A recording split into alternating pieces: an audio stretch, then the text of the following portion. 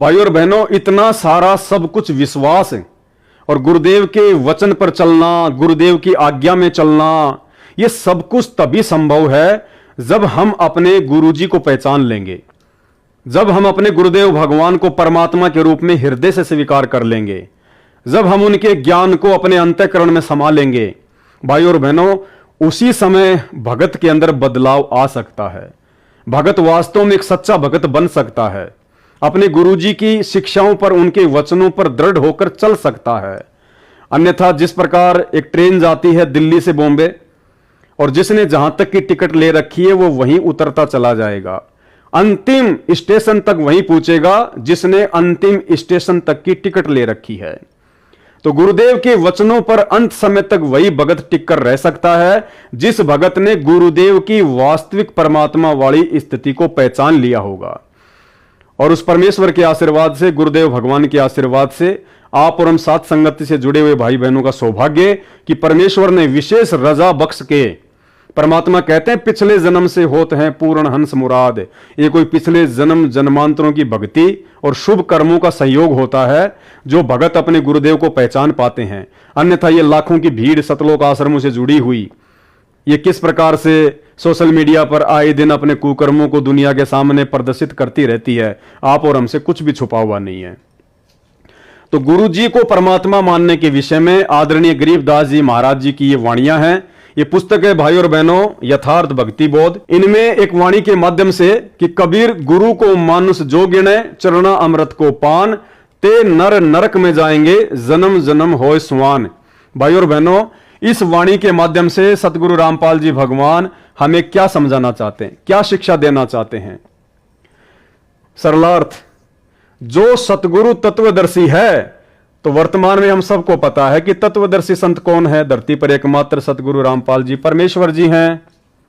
उसको परमात्मा के तुल्य ही मानना चाहिए, यानी गुरु को परमात्मा ही मानना चाहिए। यदि साधक ने, साधक यानी भगत ने गुरु धारण कर रखा है, संत रामपाल जी को अपना गुरु भी धारण कर रखा है, और नियमानुसार चरणा अमृत भी पी रहा है, यानी सतगुरु रामपाल जी भगवान नाम दीक्षा के समय जो एक चरणामृत की जो एक बोतल देते हैं छोटी सी, यानी भगत वो चरणामृत भी पी रहा है रोजाना, यानी भगत ने गुरु धारण कर रखा है और नियमानुसार चरणा अमृत भी पी रहा है, और गुरु जी को केवल संत रूप में देखता है। यानी वो भगत अपने गुरु को परमात्मा नहीं मानता, भगवान के रूप में नहीं देखता, अपने गुरु को केवल संत रूप में देखता है। केवल एक सामान्य व्यक्ति, सामान्य संत, एक मानुष रूप में यदि वो अपने गुरु को देख रहा है, और मानुष रूप में गुरु को देखने का मतलब है गुरु के रहते सहते इस कागज वाली फोटो को भगवान मानना, इस कागज के टुकड़े को कबीर मानकर अपने घर में इसकी फोटो रखना, अपने दरबार में फोटो रखना, और प्रति वर्ष जून के महीने में इसको भगवान मानकर इसका प्रकट दिवस मनाना, कबीर प्रकट दिवस। ये होता है गुरु को मानुष मानना, गुरु को आम व्यक्ति मानना, आम संत मानना। और गुरु जी को केवल संत रूप में देखता है और परमात्मा अन्य मानता है, और परमात्मा अन्य मानता है, यानी परमात्मा संगत आज मान रही है इस कागज की फोटो को, गुरु जी को तो केवल संत रूप में देख रही है, और परमात्मा मान रही है इस कागज के टुकड़े को, कबीर जी की नकली फोटो को, काल्पनिक फोटो को। और परमात्मा अन्य मानता है तो वह शिष्य पार नहीं हो सकता, उस भगत का मोक्ष नहीं हो सकता। यानी आज सतलोक आश्रमों से जुड़ी हुई 90% संगत, साथ संगति से जुड़े हुए सत्सेवक भाई बहनों को छोड़कर जितने भी भगत हैं, वो भगत वर्तमान समय में सतलोक जाने वाली स्थिति में नहीं है। वर्तमान में वो पूर्ण मोक्ष प्राप्त करने वाली स्थिति में नहीं है, क्योंकि वो भगत परमपिता परमेश्वर जी की इस अमर अटल वाणी के अनुसार नहीं चल रहे हैं। कबीर गुरु को मानुष जो गिने, कर चरणा अमृत को पान, ते नर नरक में जाएंगे, जन्म जन्म होए श्वान। जो सतगुरु तत्वदर्शी है, यानी हम तत्वदर्शी संत के शिष्य हैं, उसको परमात्मा के तुल्य ही मानना चाहिए। यदि भगत ने गुरु धारण कर रखा है, बिल्कुल गुरु धारण कर लिया, और नियमानुसार चरणामृत भी पी रहे हैं लोग। सुबह सुबह संत रामपाल जी का चरणामृत भी पीते हैं और गुरु जी को केवल संत रूप में देखता है और परमात्मा अन्य मानता है, यानी गुरु जी को केवल एक साधारण संत और परमात्मा मान रहे हैं। इस कबीर जी की फोटो को, कागज के टुकड़े को, जो ना बोलता, ना चलता, ना देखता, ना हिलता, ना डुलता, ना आशीर्वाद देता, ना मंत्र देता, ना सत्संग सुनाता, तो वह शिष्य, यानी ऐसी गलती करने वाला वह शिष्य, वह भगत, तो वह शिष्य पार नहीं हो सकता, उसका मोक्ष नहीं हो सकता। अर्थात जिन जिन भगत भाई बहनों के घरों में आज भी इस दाढ़ी मूछ वाले कबीर जी की ये काल्पनिक, ये नकली फोटो रखी हुई है, जिन जिन के दरबार साहिब में ये फोटो रखी हुई है, जो व्यक्ति इस फोटो का सुबह शाम दोपहर दर्शन करते हैं, जो हर साल जून के महीने में इस कागज की फोटो का कबीर प्रकट दिवस मनाते हैं, वो व्यक्ति कभी भी पार नहीं हो सकता। पार नहीं हुआ तो स्वान यानी कुत्ते आदि के शरीर धारण करेगा। यानी सच्चे गुरु की शरण में आने के बाद भी, तत्वदर्शी संत की शरण में आने के बाद भी, जिस भगत ने भक्ति करते करते अपने गुरु को ही भगवान नहीं माना, परमात्मा नहीं माना, और गुरु के रहते सहते किसी और को भगवान मानता रहा, किसी और का प्रकट दिवस मनाता रहा, किसी और की फोटोओं को अपने घर में लगाता रहा, तो कहते हैं वो भगत भक्ति करते करते भी पार नहीं हो पाएगा। और पार नहीं हुआ तो फिर क्या बनेगा? स्वान, कुत्ता।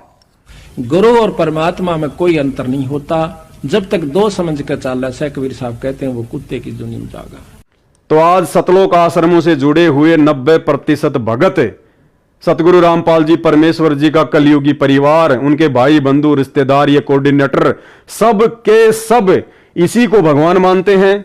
जून के महीने में इसका प्रकट दिवस मनाते हैं। आश्रमों में इनकी बड़ी बड़ी फोटोएं लगी हुई हैं, यानी गुरु के रहते सहते कागज के टुकड़े को भगवान मान रहे हैं। तो सारे के सारे कुत्ते की योनि में जाने वाली भक्ति कर रहे हैं, कुत्ते की योनि में जाने वाली।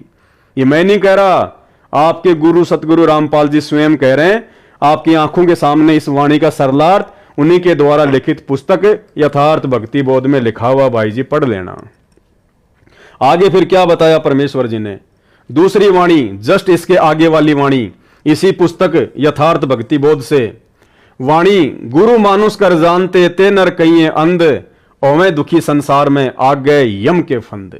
सरलार्थ, जो साधक गुरु जी को सामान्य मनुष्य मानते हैं, सामान्य मनुष्य मानने का मतलब है नाम ले रखा है गुरु जी से और भगवान मान रहे हैं इस कागज के टुकड़े को, इसको कहते हैं सामान्य मनुष्य मानना।